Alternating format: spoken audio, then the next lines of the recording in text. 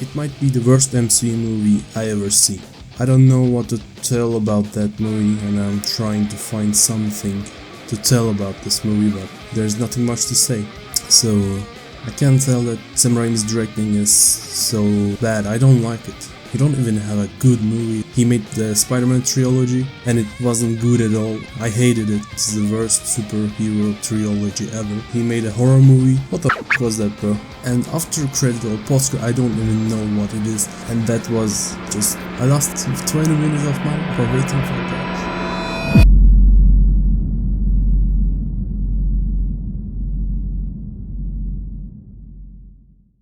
I'm one of the kids who grew up with Sam Raimi's Spider-Man trilogy, watching those movies and then jumping on the couch pretending to be Spider-Man was everything for me when I was a little kid. Besides this trilogy, I was watching cartoons and animation series of Spider-Man, X-Men, Hulk, Batman and other superhero series or movies. So the superheroes, especially Marvel superheroes, were a big part of my childhood.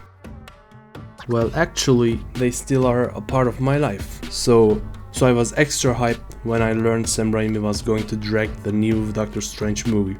The first thing that came to my mind was the Dr.Strange reference in the Spider-Man 2. Were we going to see something about that reference? Were we going to see Tobey Maguire's Spider-Man? After all, this is Multiverse of Madness. Everything is possible, right? Nope. Yeah. Nope. People are hyped so fast when they seen the word multiverse. Actually, I can understand them. Even I thought we could see some cameos, surprise characters, actors. Well, they did it in Spider-Man No Way Home. So why not? Why wouldn't they add in this movie too? Then I thought they added those characters because they had a connection with Spider-Man. Which characters could they show us in this movie and why? After the first trailer, rumors about the Illuminati started to circulate in social media, and we know who are in the Illuminati. Then we have seen the other trailers and it was kinda confirmed that we will see the Illuminati, but it wasn't the original team from the comics though. First I thought we could see the Guardians of the Multiverse from What If, but there's Professor X's voices too, so I was a little bit confused. People were making billions of theories on social media. We will see Iron Man, we will see RDJ, no, Tom Cruise, no, both of them. We will see Deadpool, Tobey Spider-Man 2, bruh. Me too, I wanted to see cameos, but why would they show us these characters? How they will be connected to the story. The case of Illuminati was understandable. Dr. Strange and America Chavez will play with multiverse and they will interfere like, yo bro, what's going on here? The idea of seeing others was so exciting. But I didn't expect to see them in the movie, but some people went to the movie just to see these characters. Then, when they didn't see what they wanted to see, they didn't like the movie. Well, that's one of the biggest problems of our day, the fan theories. Sometimes they are cool, when they are realistic, when the theory has a possibility to be true, but sometimes people are in love with exaggerating things. I remember reading things like, all the heroes will die and living tribunal watchers etc. will come to defeat Thanos for Endgame. These are the same guys who didn't like the end of the Justice League because everybody fought for like hours and then Superman came and defeated the bad guy so easily in 5 seconds. The number of these kind of theories have started to increase since Endgame. I think it is because of growth of the fandom. Even before, there were theories, but they were more reasonable. These days people are making crazy theories and these theories go popular on social media. Then other people expect to see these things in the movie. And when they don't see these things in the movies, they hate the movie. They say bad things about the movie. Well, this might be the fault of the name of the movie too, and actually it is a bit like that in this case. When you say Multiverse of Madness, people will expect big stuff to happen in the movie, but the multiverse was like a tool in the movie. Phew, okay. Finally I can start to talk about the movie. I mean, what I am thinking about the movie. We already knew that the movie was going to be like a horror movie. When they announced that Sam Raimi was going to direct the movie, I hoped it was going to be a R-rated movie, but unfortunately it wasn't going to be. Still, there are some scenes that we are not used to seeing in the MCU. I had no hope to see these kind of scenes, but when I seen Garganto's eye popped out, I got a little bit hope that we will see some more of that. Just a little bit, because it was a monster. I wasn't sure if they will show this kind of things on a human. I don't know if it's official or not. I read somewhere that there was 30 minutes of cuts. 30 minutes of cuts. Sheesh. Maybe they were other brutal scenes Raimi shot and Disney thought it was a lot for a PG-13 movie.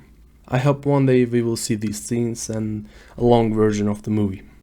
And did I like the movie? I personally liked the movie. We could clearly see the Raimi style. It wasn't like a MCU movie. The eye shots, of course, camera angles, even the colors.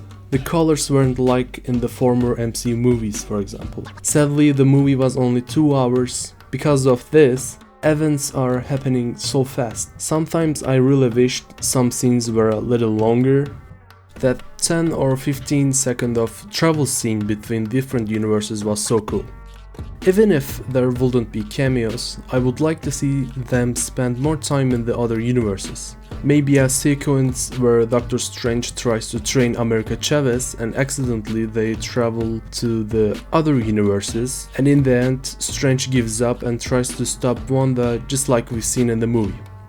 In this way, it will be more logical when Chavez can finally control her powers in the end of the movie.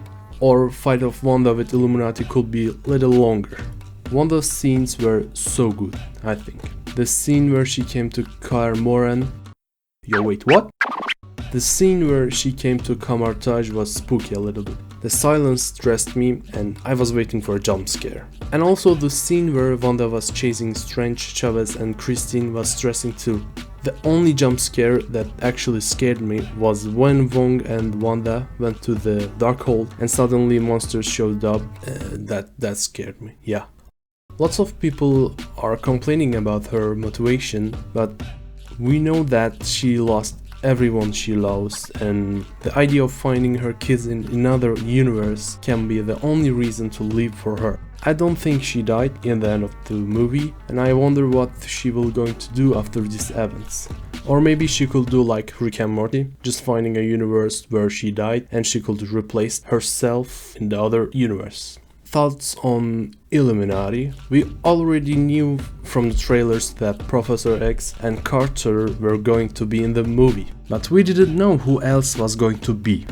Unfortunately, I've seen spoilers about the rest of the team. I will never understand why would a person share a big spoiler without warnings. Or why would someone even want to share it? I'm sure I was going to lose myself in the cinema if I was seeing Mr. Fantastic and Black Bolt without being spoiled. Especially for Mr. Fantastic, because for years and years, all the fans wanted John Krasinski to be Mr. Fantastic. I knew that we would see them in the Illuminati, but still there was nothing official, neither in trailers, nor a fan theory or leak. It was going to be a big surprise for fans, and then boom, some guy leaked few photos.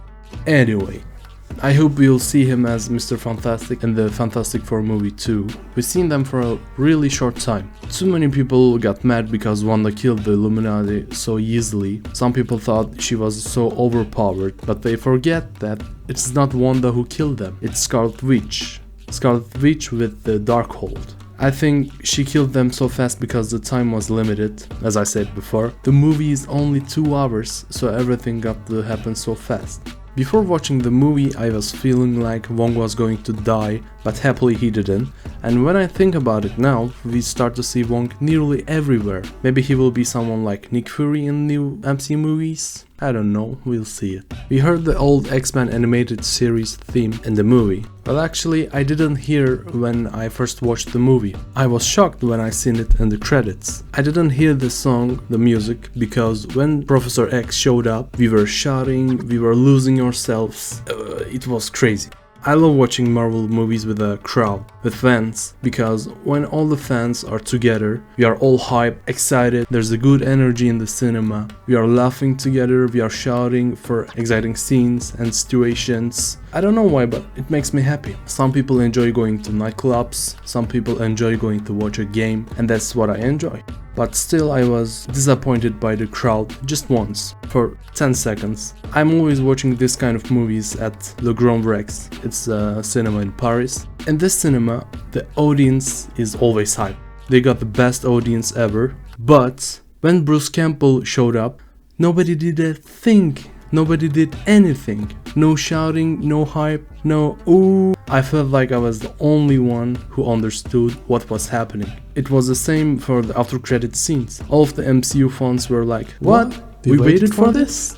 And Raimi fans were smiling and laughing. The musical fight between two Doctor Strange was so cool.